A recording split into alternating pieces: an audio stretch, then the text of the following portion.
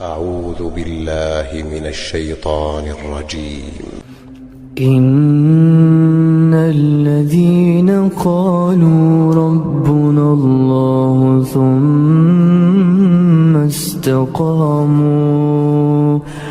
تتنزل عليهم الملائكة ألا تخافوا ولا تحزنوا تتنزل عليهم الملائكة ألا تخافوا ولا تحزنوا وأبشروا بالجنة التي كنتم توعدون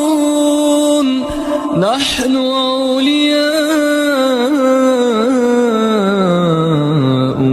في الحياة الدنيا وفي الآخرة ولكم فيها ما تشتهي